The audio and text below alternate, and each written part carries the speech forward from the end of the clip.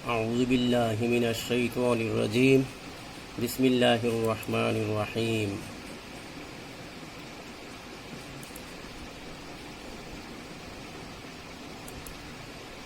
السلام عليكم ورحمة الله وبركاته আমি মোহাম্মদ ইউসুফ সিনিয়র প্রভাষক দর্শন বিভাগ বঙ্গবন্ধু সরকারি কলেজ তারাকান্দা ময়মনসিংহ। আজকে ক্লাস নিচ্ছি আমি দ্বাদশ শ্রেণীর যুক্তিবিদ্যার প্রথম পত্রের। সুপ্রিয় বঙ্গবন্ধু কলেজের যুক্তিবিদ্যার ছাত্রছাত্রীবৃন্দ, তোমাদেরকে আবারও যুক্তিবিদ্যার ক্লাসে স্বাগত জানাচ্ছি। আজ আমি আলোচনা করব পদের প্রকারভেদ নিয়ে। গত ক্লাসে আমি আলোচনা করেছি পদ নিয়ে, বিস্তারিত আলোচনা করেছি। পদ শব্দের মধ্যে পার্থক্য, শব্দ কত প্রকার, শব্দ এবং পদের পার্থক্য বিস্তারিত আলোচনা করেছি। আজকে আমি পদের প্রকারভেদ নিয়ে আলোচনা করব। সুপ্রিয় শিক্ষার্থী, পদ নিয়ে তৃতীয় অধ্যায়ে অনেক আলোচনা আছে। তোর মধ্যে গুরুত্বপূর্ণ কয়েকটি পদ নিয়ে আমি আলোচনা করব। তোমরা বাকি পদগুলো বই দেখে বিস্তারিত পড়ে নিও। প্রথমে আলোচনা করব গঠনের দিক দিয়ে পদ দুই প্রকার, একটা হলো সরল পদ, আরটা হলো যৌগিক পদ। সুপ্রিয় শিক্ষার্থী, সরল পদ কাকে বলে? যে পদ একটি মাত্র শব্দ দ্বারা গঠিত তাকে সরল পদ বলে। যেমন মানুষ, বিশ্ববিদ্যালয়, প্রাণী, ছাত্র, বই ইত্যাদি। এই প্রত্যেকটি পদই একটি মাত্র শব্দ দ্বারা গঠিত হয়েছে। এই শব্দগুলোকে বিশ্লেষণ করলে একটি মাত্র শব্দই পদের। এই পদগুলোকে বিশ্লেষণ করলে একটি মাত্র শব্দ পাওয়া যাবে। যদি একটি মাত্র শব্দ দ্বারা পদ গঠিত হয় সেটাকে আমরা বলবো সরল পদ। সুপ্রিয় শিক্ষার্থী, এবার আসি যৌগিক পদ কাকে বলে। যে পদ একাধিক শব্দ দ্বারা গঠিত তাকে যৌগিক পদ বলে। এখানে শব্দ লেখা হয়ে গেছে, হবে আসলে যৌগিক পদ। শব্দের জায়গায় তোমরা পদ লিখে নিও। যেমন বঙ্গবন্ধু সরকারি কলেজ গ্রন্থাগার, এটা এখানে চারটি শব্দ রয়েছে। বঙ্গবন্ধু সরকারি কলেজ গ্রন্থাগার, এই চারটি শব্দ মিলে একটি পদ হতে পারে। যেমন বঙ্গবন্ধু সরকারি কলেজ গ্রন্থাগারটি হয় খুবই সুন্দর। তাহলে এই চারটি শব্দই উদ্দেশ্য হিসেবে ব্যবহৃত হয়েছে। এই চারটি শব্দ মিলিয়েই হলো একটি পদ। যেহেতু এখানে চারটি শব্দ মিলিয়ে একটি পদ হয়েছে, তাই এটাকে বলা হয় যৌগিক পদ। অনুরূপভাবে এই ক্লাসের ছাত্রছাত্রী, এখানেও তিনটি শব্দ রয়েছে। বাংলাদেশের প্রথম রাষ্ট্রপতি, এখানেও তিনটি শব্দ দ্বারা পদ গঠিত হয়েছে। অর্থাৎ একের অধিক শব্দ দ্বারা পদ গঠিত হলে সেটিকে আমরা বলবো যৌগিক পদ। সুপ্রিয় শিক্ষার্থী, এবার আসি বিশিষ্ট পদ এবং সাধারণ পদ নিয়ে আলোচনায়। বিশিষ্ট পদ কাকে বলে?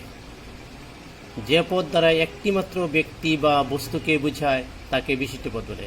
অর্থাৎ এই পদ দ্বারা একটি মাত্র ব্যক্তি, বস্তু, গুণ যাকেই বোঝাবে, এক সংখ্যায় তা থাকবে মাত্র একটি। যেমন ঢাকা একটি স্থানকে বোঝাচ্ছে, রবীন্দ্রনাথ ঠাকুর একজন ব্যক্তিকেই বোঝাচ্ছে, পৃথিবীর সর্বোচ্চতম পর্বত একটি পর্বত শৃঙ্গকে বোঝাচ্ছে, এই মানুষটি একমাত্র একটি মানুষকে এখানে মিন করছে। অর্থাৎ যে শব্দ দ্বারা একটি মাত্র ব্যক্তি, বস্তু বা গুণকে নির্দেশ করবে সেটি হবে বিশিষ্ট পদ।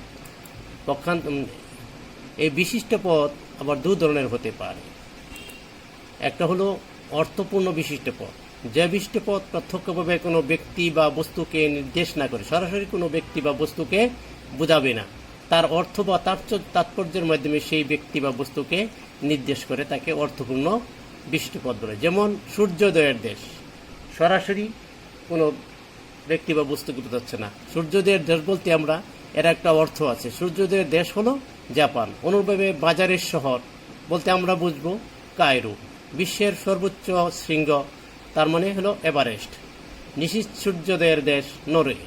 এগুলো সরাসরি কোনো ব্যক্তি বা বস্তুকে বোঝাচ্ছে না, এর একটি অর্থের মাধ্যমে আমরা ব্যক্তি বা বস্তুকে বুঝতে পারছি। অর্থাৎ যে বিশিষ্ট পদ কোনো অর্থের মাধ্যমে বা গুণের মাধ্যমে কোনো ব্যক্তি বা বস্তুকে নির্দেশ করে সেটি হবে অর্থপূর্ণ বিশিষ্ট পদ। এরপর আসি অর্থহীন বিশিষ্ট পদ কোনটাকে বলা হয়? অর্থহীন বিশিষ্ট পদ যে পদ কোনো গুণ অথবা তাৎপর্যের উল্লেখ না করে প্রত্যক্ষভাবে সে পদের নির্দেশ করে তাকে অর্থহীন বিশিষ্ট পদ। সরাসরি ব্যক্তি বা বস্তুকে বোঝাবে, এখানে অর্থ নির্দেশ করবে না, সেটাকে বলা হবে অর্থহীন বিশিষ্ট পদ। যেমন নজরুল, টোকিও, ঢাকা সরাসরি ব্যক্তিকে বোঝাচ্ছে, স্থান টোকিও একটা স্থানকে বোঝাচ্ছে, ঢাকা বাংলাদেশ রাজধানীকে বোঝাচ্ছে। এটা কোনো অর্থর মধ্যে না, আমরা সরাসরি একটি ব্যক্তি বা স্থানকে বোঝা যাচ্ছি।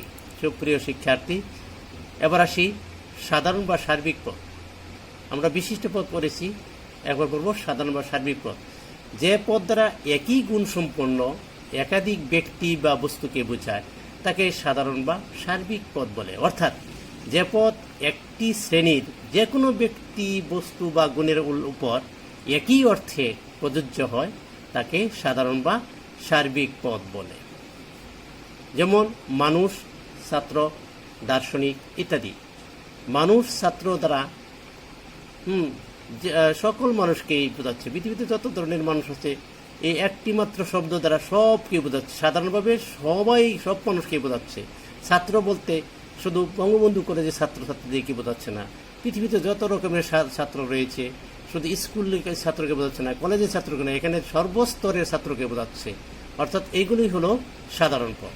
অর্থাৎ এই পদটি অতীত, বর্তমান ও ভবিষ্যতের অনির্দিষ্ট সংখ্যক বস্তু বা ব্যক্তির উপর প্রযোজ্য হয়, সেটি হলো সাধারণ বা সার্বিক পদ। সুপ্রিয় শিক্ষার্থী, এবার আসি বৃহদার্থক পদ কাকে বলে। বৃহদার্থক পদ যে পদ একটি গুণের নির্দেশ করে, যে পদ এমন একটি গুণের নির্দেশ করে যে গুণটি সাধারণভাবে বস্তু বা ব্যক্তির মধ্যে উপস্থিত থাকার কথা। এমন একটি গুণকে নির্দেশ করবে, সেই গুণটা ব্যক্তির মধ্যে থাকার কথা কিন্তু বর্তমানে উপস্থিত নেই, তবে ভবিষ্যতে সেই গুণটির উদ্ভব হতে পারে, তাকে বৃহদার্থক পদ বলে। যেমন অন্ধ বলতে দৃষ্টিশক্তি তার থাকার কথা, বর্তমানে সেটা নাই, কিন্তু ভবিষ্যতে চিকিৎসার ফলে তার দৃষ্টিশক্তি আসতে পারে। এরকমভাবে অন্ধ, খোঁড়া, বোবা এই জাতীয় পদগুলো হলো বৃহদার্থক পদ। সুপ্রিয় শিক্ষার্থী, এবার আসি নিরপেক্ষ ও সাপেক্ষ পদ নিয়ে আলোচনায়। প্রথমে আসি নিরপেক্ষ পদ কাকে বলে। যে পদ তার অর্থের জন্য অন্য পদের উপর নির্ভরশীল নয় তাকে নিরপেক্ষ পদ বলে। অর্থাৎ যে পদ অন্য পদের সাহায্য ছাড়াই বোধগম্য হতে পারে, অর্থাৎ আমরা যে পদকে অন্য পদের কোনো রকম সাহায্য সহযোগিতা ব্যতিরেকেই তাই সেই পদকে আমরা বুঝতে পারি, জানতে পারি, অনুভব করতে পারি, সেটি হলো নিরপেক্ষ পদ। যেমন বাড়ি, ঘর, বই, কলম এই শব্দগুলো উচ্চারণ করার সাথে সাথেই আমরা একটি বস্তুকে সরাসরি চিনতে পারছি, বুঝতে পারছি। অর্থাৎ এই শব্দগুলোকে বুঝতে হলে এই শব্দগুলো দ্বারা যাদেরকে বোঝাচ্ছে তাদেরকে বোঝার জন্য আমরা অন্য কোনো শব্দের সাহায্য নিতে হচ্ছে না। যদি কোনো শব্দ বুঝতে হলে অন্য কোনো শব্দের সাহায্য না নিতে হয়, অন্য কোনো পদের সাহায্য না নিতে হয়, সেটিই হবে নিরপেক্ষ পদ। বাড়ি, ঘর, কলম, স্কুল, রহিম, মাদ্রাসা এই শব্দগুলো অন্য পদের সাহায্য ব্যতিরেকেই বোধগম্য হতে পারে বলেই এরা হচ্ছে নিরপেক্ষ পদ। সুপ্রিয় শিক্ষার্থী, এবার আসি সাপেক্ষ পদ কাকে বলে।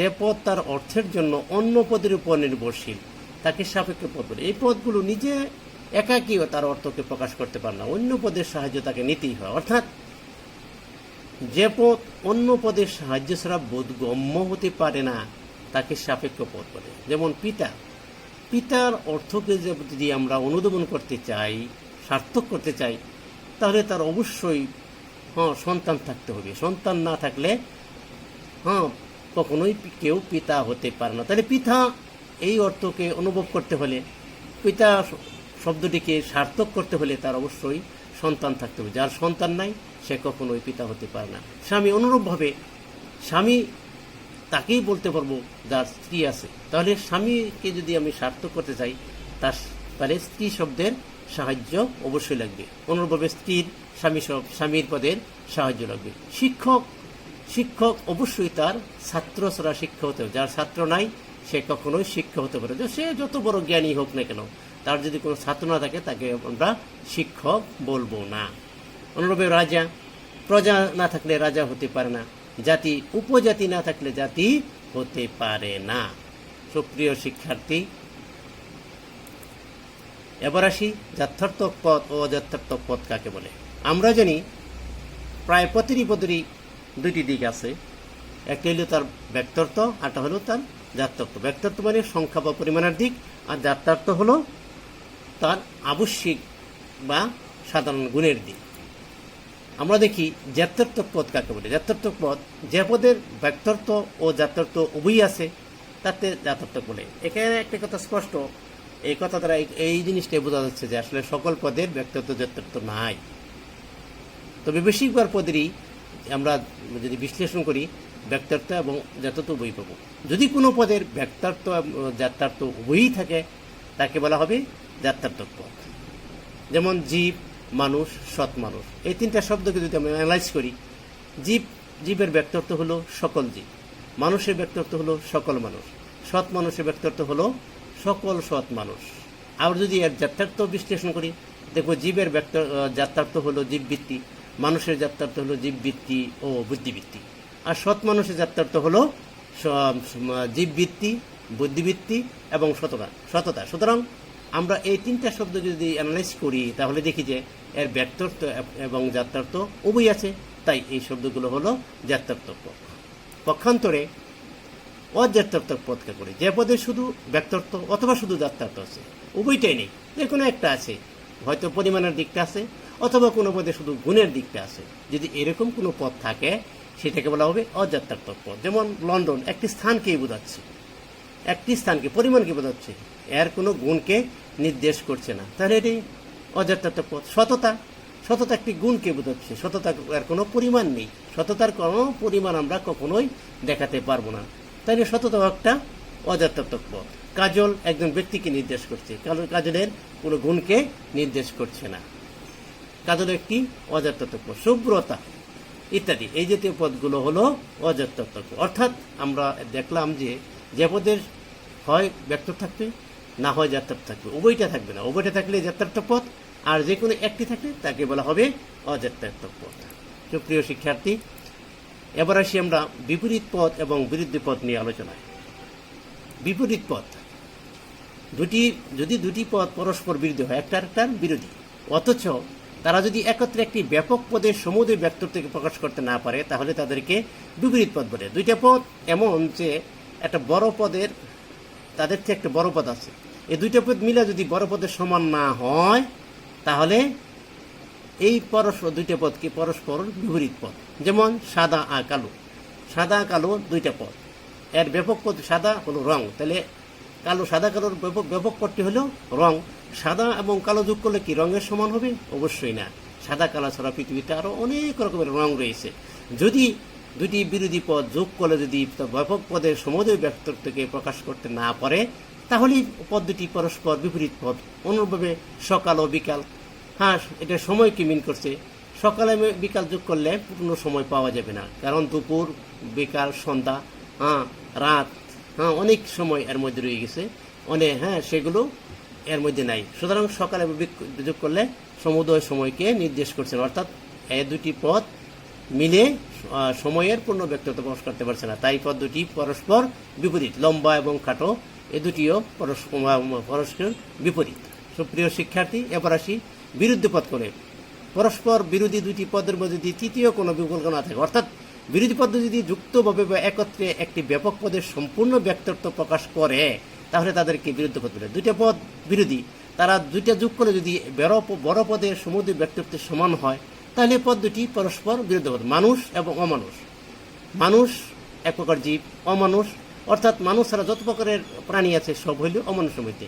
মানুষ এবং অমানুষ দুইটা যোগ করলে জীব শ্রেণীর সমুদয় ব্যক্তিত্বের সমান হয়ে যাবে। সুতরাং মানুষ এবং মানুষ হল বিরুদ্ধ পদ। অনুরূপে সাদা এবং অসাদা।